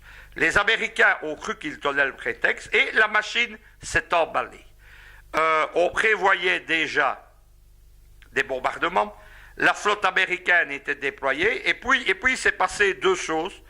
D'une part, à un coup d'échec génial du ministre Lavrov et de Poutine, qui a été précisément d'obtenir l'accord de Bachar el-Assad pour la destruction de ces armes sous le contrôle de l'ONU. Il n'y avait pas grand-chose de problème parce que ces armes ne servaient pas. Les Russes ont agi d'autant plus facilement qu'ils savaient que les armes qui ont été utilisées en Syrie, dans la banlieue de Damas et à Homs et à Hama, qu'elles avaient été utilisées, mais pas par le côté Assad, elles ont été utilisées par les islamistes, mais je vais y venir. Ça a été le premier coup, on peut dire un coup génial parce que la machine de guerre s'est arrêtée. Et la seconde chose, c'est quelque chose qui n'existait pas en 2003, c'est l'opinion publique européenne. L'opinion publique européenne qui s'est mobilisée contre les projets de guerre en Syrie. C'est le résultat d'une série de choses, notamment le fait que le mouvement anti-guerre, le mouvement anti-américain, dans lequel je suis fier d'être un des éléments moteurs, a fait la conquête des réseaux sociaux. Il a conquis Facebook, il a conquis Twitter, il a conquis toutes ces séries. Il y a une opinion publique qui ne croit plus les médias de l'OTAN, et cette opinion publique s'est mobilisée. Elle s'est mobilisée principalement au départ en Grande-Bretagne. C'est la Grande-Bretagne qui aurait dû porter les premières frappes contre la Syrie. Ils avaient notamment un projet de créer une grande armée avec les islamistes qui aurait dû, depuis la Jordanie, de la Jordanie à Damas, c'est une grande route dans le désert, c'est facile, qui aurait dû s'emparer de Damas une fois les infrastructures militaires détruites par les bombardements de l'OTAN. Mais les Britanniques se sont mobilisés. Il y a eu un parti qui a joué un rôle important et je l'ai salué fréquemment. Je ne suis pas d'accord avec lui sur beaucoup de choses, mais je suis d'accord contre l'OTAN, contre les politiciens de l'OTAN. C'est le fameux parti UKIP de Nigel Farage qui a fait campagne contre la guerre, contre les frappes contre la Syrie. Les députés britanniques se sont rendus compte qu'ils allaient perdre leurs électeurs et le Parlement britannique a refusé les frappes. Et la machine s'est enrayée. Le mouvement s'est mis en route et tout a stoppé. Un deuxième coup de dé a été joué, c'est d'obtenir la participation de Bachar el-Assad pour les négociations de Genève 2. Les Russes savaient qu'ils ne s'engageaient pas à grand-chose parce que personne n'était sincère dans cette affaire, mais ça a de nouveau. Et alors la troisième chose, c'est que pourquoi les Américains voulaient-ils exercer des frappes contre l'infrastructure bassiste syrienne au mois de septembre 2013? Parce que Bachar el-Assad était en train de gagner la guerre. Il y avait eu notamment la grande bataille d'Al-Qousser, la frontière avec le Liban était totalement sécurisée, les villes de Hama et de Homs étaient en train d'être reprises, toute la banlieue de Damas l'était également. J'ai été à Damas en juin 2013, c'était dans une atmosphère pesante, avec des attentats terroristes. Nous avons vu des kamikazes se faire sauter avec des ceintures d'explosifs pas loin d'où nous étions. La nuit, on entendait tirer au mortier quasiment sous les fenêtres de notre hôtel en plein cœur de Damas. Je suis retourné en Damas en juin 2014, c'était fini. Nous nous sommes promenés sans sécurité dans la ville. On entendait tirer encore un peu, mais des opérations antiterroristes dans la banlieue. C'était fini. Toutes les grandes villes syriennes ont été reprises. À l'exception de la ville de Raqqa, qui est un émirat islamique et où la population vit un véritable martyre d'exertion et de torture. c'est ça qui a joué. Ce qui a joué également, il faut comprendre quelque chose, c'est le parallèle avec la situation libyenne. Lorsque la Jamaïria a été attaquée, déjà l'opinion publique s'est soulevée. J'ai moi-même organisé à Tripoli, en avril 2011, la seule conférence internationale qui s'est levée contre l'agression de l'OTAN. Nous l'avons fait sous les bombes de l'OTAN. La zone où était notre hôtel a notamment été bombardée à plusieurs reprises. Je pense qu'on voulait nous impressionner. Les bombardements sont arrivés la nuit où nous sommes arrivés à Tripoli. Nous avons mobilisé un grand secteur d'opinion publique. Nous étions à un moment donné 1,5 million d'Européens pour Kadhafi sur Facebook. Mais nous nous sommes mobilisés trop tard. La mobilisation a été maximum à quelques jours au mois d'août 2011 avant la prise de Tripoli. Ici, ça a été la différence avec la Syrie parce que la situation syrienne a duré. La mobilisation pour soutenir la Syrie bassiste sur Facebook par exemple, elle a commencé en 2011. Le mouvement d'opinion publique a été donc mobilisé juste à temps. Juste à temps pour empêcher les frappes françaises, britanniques et américaines. Est-ce que, c'est la dernière partie de votre question, est-ce qu'un game changer pourrait conduire à une nouvelle intervention? Tout est possible, évidemment. Les Occidentaux sont, je l'ai dit, des chiens enragés. Ils mènent agression après agression. Il y a actuellement encore des plans. Au moment même où les Américains s'opposent au mouvement islamiste en Irak, notamment l'Émirat islamique en Irak et au Levant ou le mouvement Daesh, au même moment, il y a encore des plans pour lancer contre Assad les mêmes islamistes dans le nord de la Syrie ou via la Jordanie. Mais la situation a profondément changé. D'une part, comme je vous l'ai expliqué, l'armée syrienne est en train de gagner la guerre. Elle l'a gagnée comment? Parce qu'elle s'est maintenue, parce qu'elle s'est développée. Elle n'a plus rien à voir avec l'armée syrienne de janvier 2011. C'était une armée classique, formée à la soviétique. C'est aujourd'hui une armée d'unités mobiles, rompue au combat urbain, rompue à la guerre idéologique, parce qu'il s'agit, il ne faut pas oublier, la leçon de la guerre d'Algérie. Il faut aussi combattre, il faut gagner les cœurs et les esprits, pas seulement gagner les villes. Et la dernière chose, évidemment, c'est une armée populaire. Nous avons vu les jeunes soldats de la garde républicaine d'Assad, des jeunes de 17-18 ans, nous les avons vus au mois de juin à Damas, faire la fête le soir de la victoire de leur président. C'est une armée idéologique, c'est une armée puissante, mobilisée, convaincue, fanatisée derrière son président. C'est une armée aussi qui est une armée de milices. La Syrie est quadrillée par des milices municipales. Ils sont partout dans Damas. Ce sont des gens habillés en militaires, armés, classiquement dans leur quartier, avec parfois des chaussures civiles. C'est amusant à voir, mais avec une telle armée, avec un tel soutien populaire, on ne peut pas perdre une guerre. Ça, c'est la première chose. La deuxième chose, ce qui a changé, c'est la situation politique. Bachar el-Assad, avec le soutien russe, il a tenté et gagné un coup de dé politique. C'est l'organisation, le 3 juin, d'une élection présidentielle. Dans les villes, les 7 grandes villes de Syrie sur 8 que contrôlent les Syriens, dans les 65% du territoire que contrôle le régime d'Assad. Je dis régime, ne me comprenez pas mal. Régime, pour moi, c'est un terme de science politique qui définit un système de gouvernement. Ce n'est pas péjoratif, je parle aussi du régime de Hollande ou du régime de Obama, mais je sais que certains auditeurs non occidentaux me comprennent mal parfois. Donc je m'en explique. Donc, dans la partie, et le coup de dé a été réussi. Les Syriens se sont mobilisés, ont voté massivement pour Bachar el-Assad dans une élection ouverte, avec la présence d'observateurs internationaux. Il y avait des observateurs notamment venus de Russie, venus de pays de la CEI. Il y avait, on n'en a pas parlé ici pour ne pas changer, il y avait une mission d'EOD également. Et donc tout ça s'est passé. Qu'est-ce que cette élection a donné à Bachar el-Assad? ça lui a donné une légitimité, et ça lui a donné une légitimité pour créer un mouvement d'union nationale et un mouvement de réconciliation. Dans la semaine qui a suivi l'élection présidentielle, 7000 prisonniers politiques n'ayant pas de torture ou de sang sur les mains ont été libérés. Ça montre aussi que Bachar el-Assad est sûr de lui et qu'il a le contrôle de la situation. Donc non, je ne pense pas à une nouvelle intervention occidentale. Et de toute façon, quand on voit particulièrement ce qui se passe actuellement en Ukraine, on voit mal les Russes l'approuver ou la laisser passer.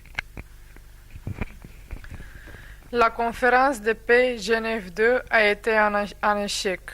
On n'a pas trouvé une solution politique au conflit.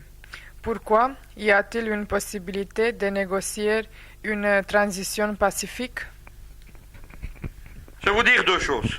Moi, j'ai dit dès le départ que Genève 2 était inutile et que c'était une farce. C'était une farce aussi bien du côté occidental que du côté russe ou du côté du clan Assad, puisqu'il faut quand même dire les choses. Pour faire une conférence de la paix, pour qu'elle marche, il faut qu'il y ait un agenda commun. Il n'y en avait pas. Même le vocabulaire n'était pas le même.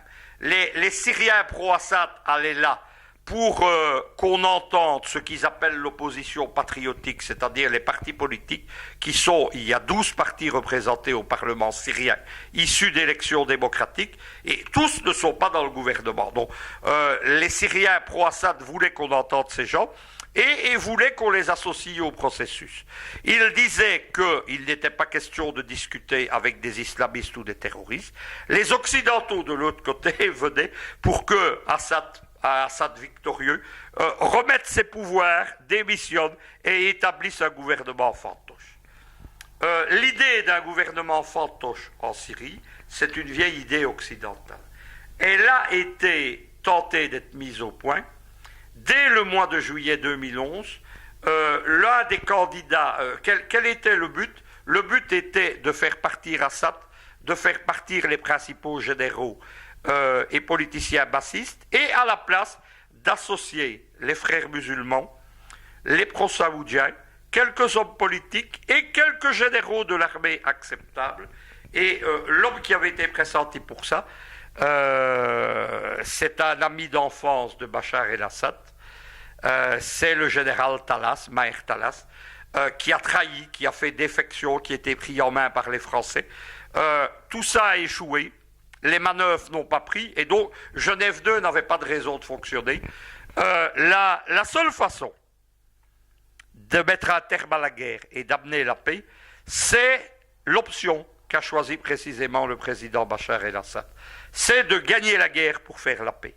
C'est très simple, gagner la guerre, éliminer les mouvements terroristes, éliminer les mouvements djihadistes, reconquérir le territoire national, et parallèlement à cela, associer dans un large gouvernement d'union nationale les partis, il y a des partis communistes, nationalistes, socialistes, laïcs, associer tous ces partis dans un large gouvernement d'union nationale.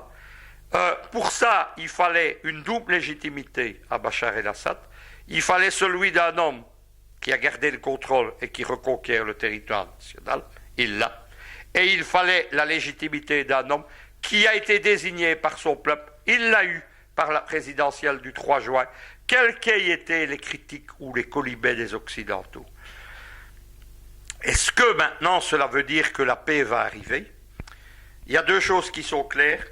La Syrie est un pays largement détruit, qu'il va falloir reconstruire. Ce ne sera plus une grande puissance régionale pour au moins une décennie. Rappelons-nous qu'avant 2011, c'était la grande puissance régionale et le grand adversaire d'Israël. Israël, c'est le grand gagnant de ce soi-disant printemps arabe en Syrie. La deuxième chose, par contre, et c'est une touche d'optimisme, c'est que l'argent de la reconstruction existe. Il existe en Russie, il existe en Chine, et il existe également en Iran. Maintenant, la deuxième chose, il y a quelque chose qu'il faut comprendre, c'est qu'il y a une Syrie d'avant 2011, il y aura une Syrie d'après la guerre civile, ça ne sera plus la même. La façon dont le parti Baas, par exemple, qui reste la force politique dominante en Syrie, gouvernera, va lui demander beaucoup d'intelligence et d'ouverture. C'est l'avenir. L'avenir, il n'est écrit nulle part, mais il y a quelque chose qui est incontournable pour l'avenir de la Syrie, c'est que cet avenir, quoi qu'en disent les Occidentaux, quoi qu'ils veuillent faire, se fera avec Bachar el-Assad. Comment devrait agir l'Union européenne dans ce contexte? Il y a deux choses à dire pour commencer.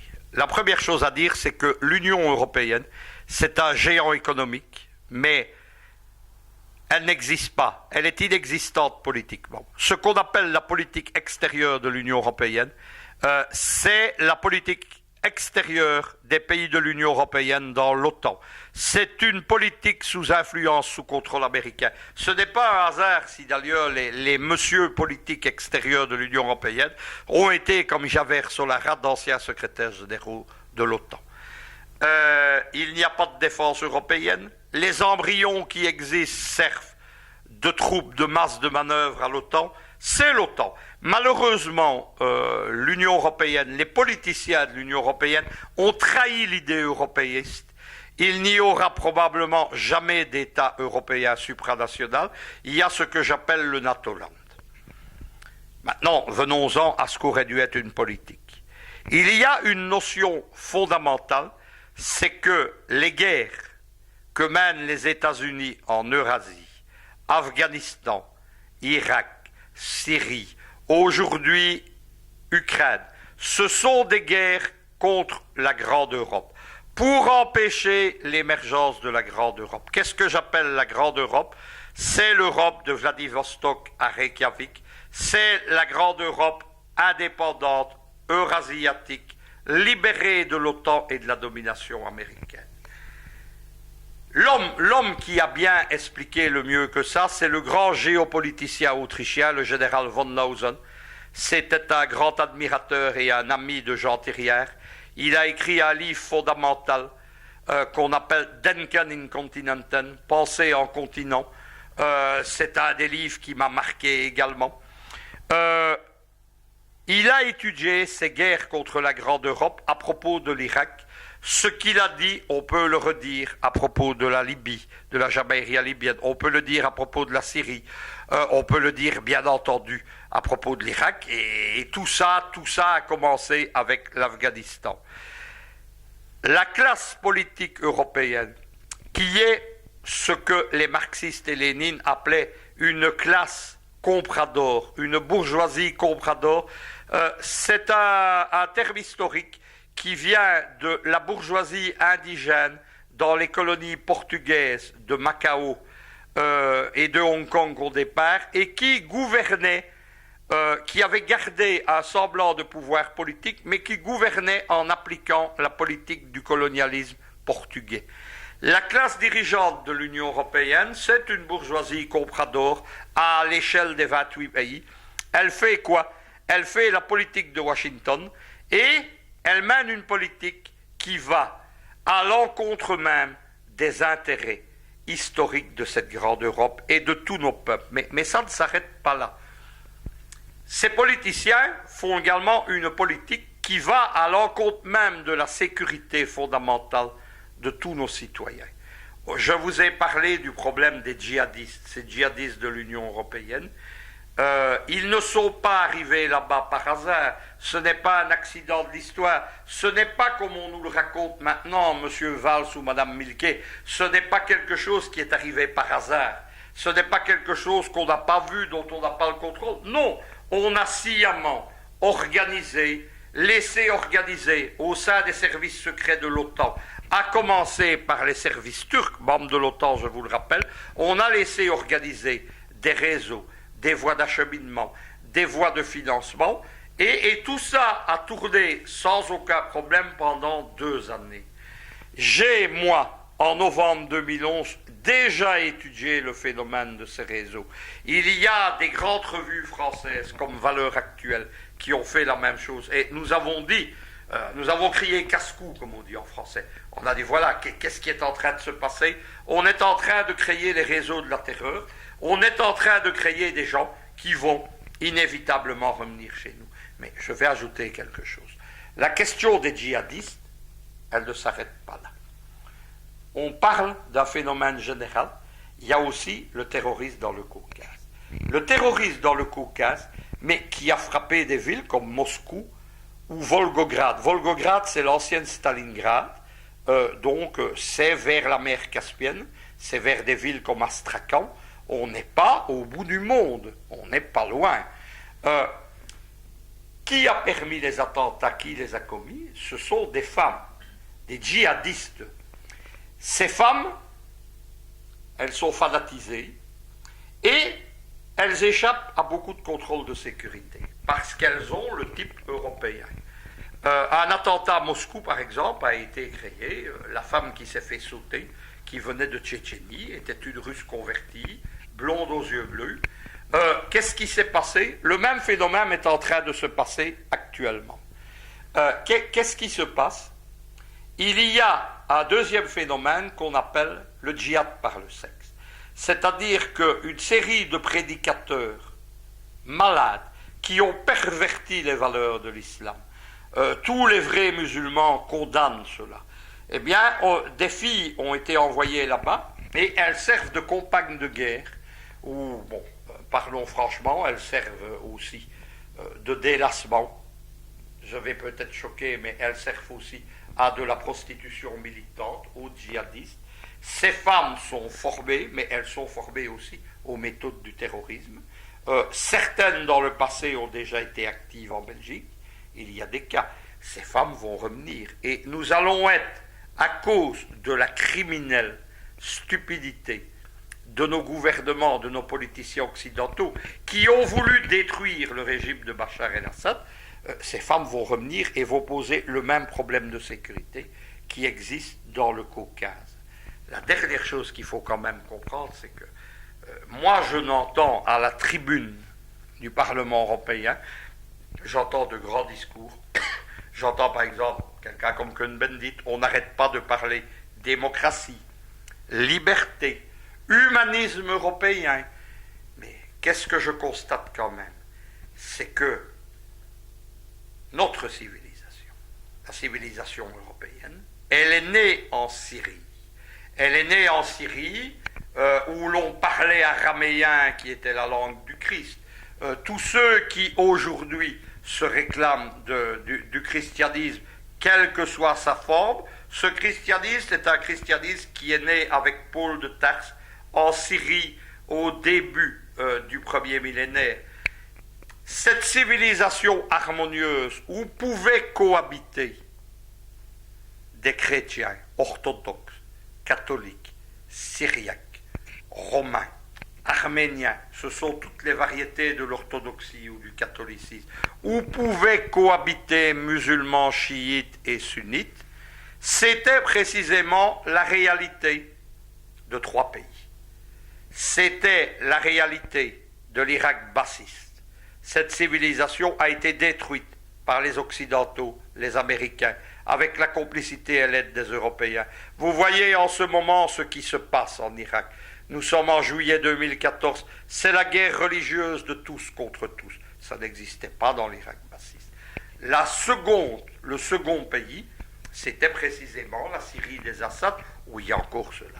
Moi, j'ai eu cette chance, j'ai dialogué avec le grand moufti de la République syrienne en juin 2013 à Damas. Et je lui ai dit, moi je ne suis pas croyant, je lui ai dit, je suis athée. Mais il m'a dit, les valeurs qui sont les vôtres sont les nôtres. Nous avons parlé de la libre pensée.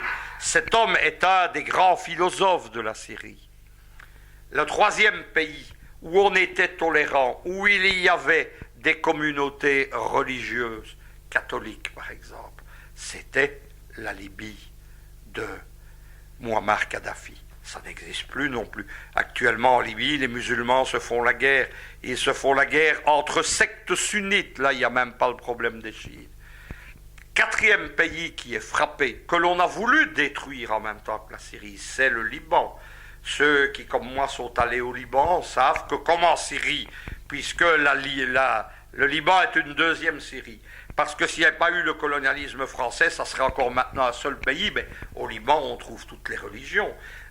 On peut même assister à un phénomène politique incroyable, de voir aux élections municipales ou législatives un front politique uni entre le Hezbollah chiite, des partis chrétiens et le parti laïque basse de tendance syrienne. Qu'est-ce que je constate? C'est que nos grands donneurs de leçons au Parlement européen ou au Parlement belge ou au Parlement français, ces gens qui n'ont que l'humanisme à la bouche, la liberté, la démocratie, ils vont précisément détruire les seuls pays qui avaient ces valeurs au Moyen-Orient. Ils vont détruire cette Syrie où cette civilisation tolérante et laïque est née dans son concept il y a 2000 ans. Et je vais encore ajouter quelque chose, parce qu'il faut dire quand même la vérité. Et ils vont le faire en compagnie et en alliance avec les régimes les plus réactionnaires du monde, avec ce régime qatari, avec cette Arabie saoudite où les femmes n'ont même pas le droit de conduire une voiture, où on lapide, où on tranche les têtes, où l'on torture. Et dans le cas de nos politiciens belges, c'est encore pire, puisqu'on a fait la criminalité de remettre la majorité des moxés belges dans les mains de cet islam rétrograde wahhabite. Ce qui explique aujourd'hui d'ailleurs que le pays d'où partent le plus de djihadistes pour combattre en Syrie, dans le Caucase ou maintenant en Irak, c'est précisément cette petite Belgique. Les événements récents démontrent la faiblesse du rôle du Conseil de sécurité. Aujourd'hui, on envisage une réforme de sa structure, surtout pour ce qui concerne les droits de veto et la question des 5 membres permanents. Êtes-vous d'accord? Écoutez, le Conseil de sécurité et l'ensemble des Nations Unies, c'est aussi un beau discours qui est en grande partie opératoire pour les Occidentaux. Ça serait un monde égalitaire, démocratique, pacifique. Mais dans la pratique, les Nations Unies et le Conseil de sécurité, ils reflètent l'ordre géopolitique de 1945, c'est-à-dire un ordre brutal où la puissance est détenue par les vainqueurs de 1945, c'est-à-dire ceux qui ont abattu les pays de l'Axe, le Japon, l'Allemagne nazie et l'Italie. Aujourd'hui, en plus de cela, les Nations Unies reflètent également le nouvel ordre mondial de 1991, c'est-à-dire de la victoire des États-Unis sur l'Union soviétique. L'ONU, c'est une institution de l'âge de l'impérialisme. C'est une institution d'un monde qui est dominé par une superpuissance unique, prédatrice, avide de marchés financiers, de matières premières. Tout le monde sait que si l'ensemble de la population de la Terre devait consommer et vivre comme les États-Unis, on a calculé qu'il faudrait 7 à 8 terres pour y parvenir. On a donc une superpuissance prédatrice avec tout ce que la représente. Il faudrait évidemment que le Conseil de sécurité et l'ONU s'adaptent à l'émergence d'un monde multipolaire si ce monde doit arriver. Beaucoup l'appellent de leur vœu, moi aussi, mais contrairement à d'autres, je ne le vois pas arriver. Je vois au contraire, comme l'écrivent les géopoliticiens américains encore aujourd'hui, je vois une superpuissance qui entend imposer un 21e siècle américain. L'une des réformes, évidemment, ça serait la création de sièges permanents au Conseil de sécurité, notamment pour l'Afrique, avec, parce que sans quoi c'est une farce, le droit de veto. Mais dans la pratique, c'était un des projets de Muammar Kadhafi, et c'est aujourd'hui le projet de celui qui est le nouveau père du panafricanisme, le président de Guinée équatoriale, le président Obiang Nguema Bagosso. Lui a créé un groupe de contact de 10 pays africains. Il fait du lobbying pour qu'on attribue ce siège permanent au Conseil de sécurité. Je vais vous parler franchement, je n'y crois pas, parce que je ne vois pas les États-Unis se départir de cette puissance qu'ils ont, et pas dans les conditions actuelles. Il faut donc se rendre compte de ça.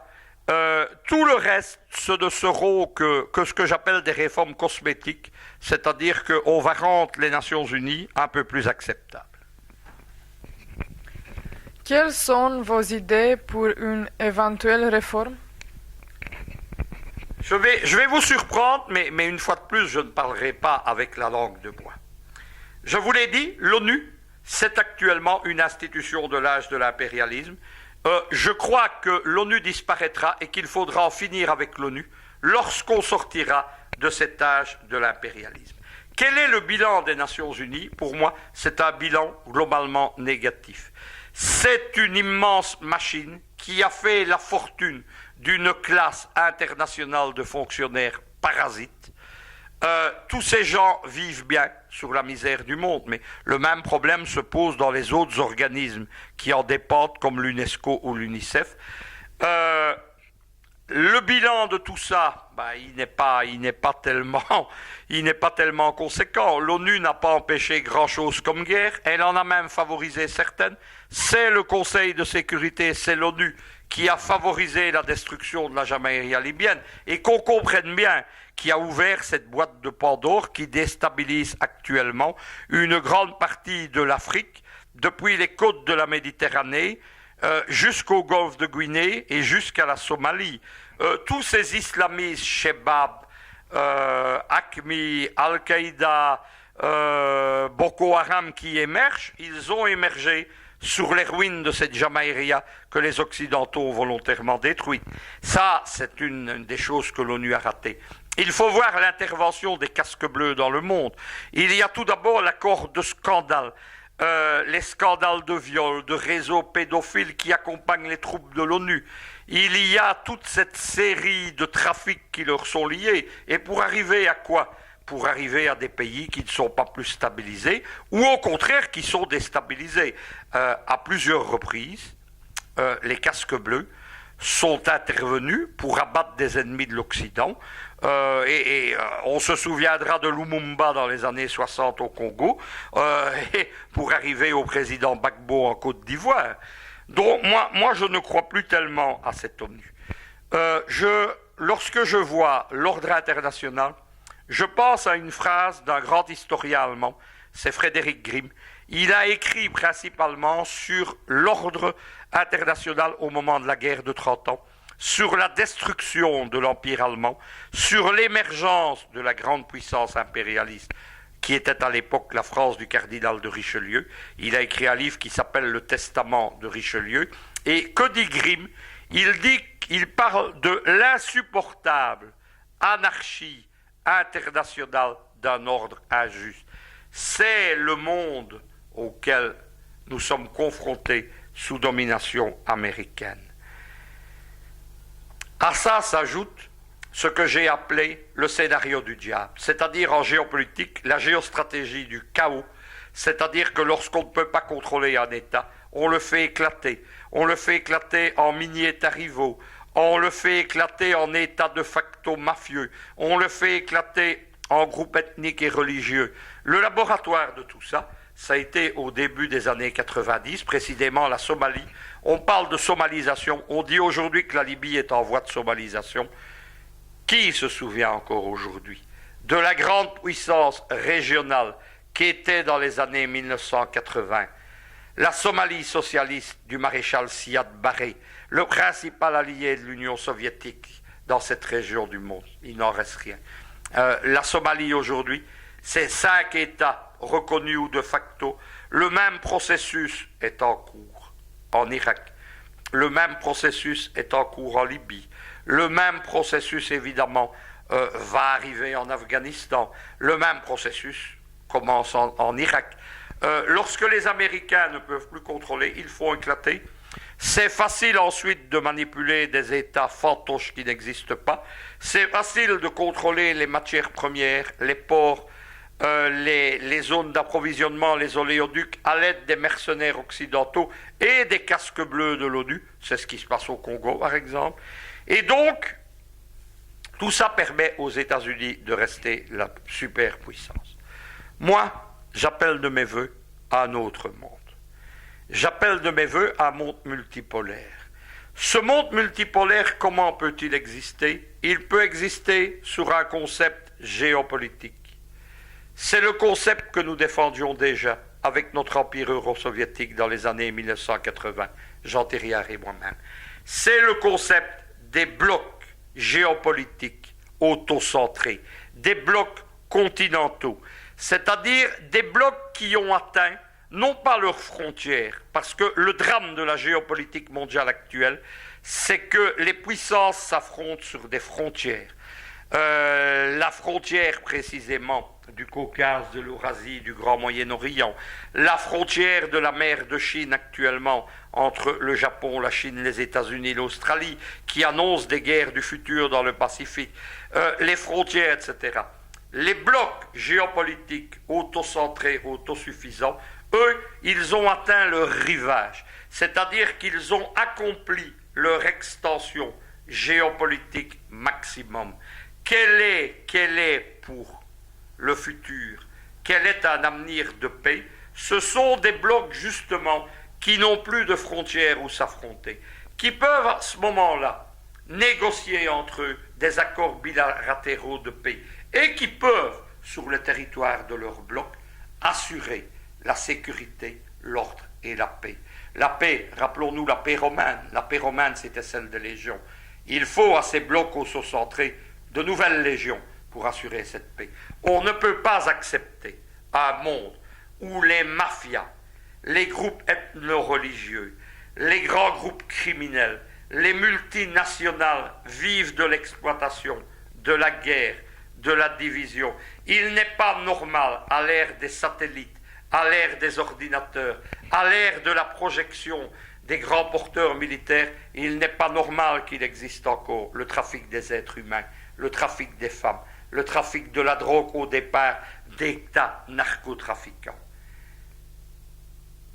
Pour cela, il faut une révolution géopolitique mondiale. Quel est d'un point de vue? Mon point de vue, il est simple. Le point de vue, c'est celui des miens. Les miens, qui sont-ils? Ce sont les populations d'Eurasie et d'Afrique.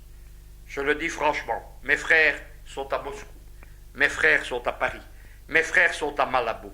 Eh bien, je dis simplement qu'à l'horizon 2050, qui est l'horizon des géopoliticiens américains, eux parlent des 100 prochaines années, comme George Friedman, le patron de Stratfor, le grand groupe d'analyse géopolitique et géostratégique.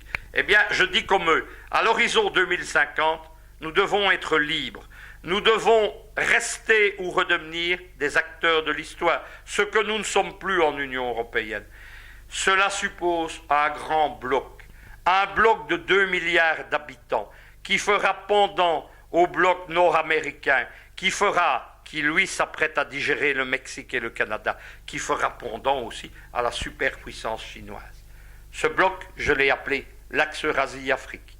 Il est bâti vers 3 capitales, qui sont les capitales actuellement où l'on parle d'un autre avenir. C'est Moscou, bien entendu. Moscou qui s'est dressé contre la puissance américaine. C'est un tout petit pays en Afrique, mais avec de grandes ambitions et de grandes idées. C'est la Guinée équatoriale, c'est Malabo.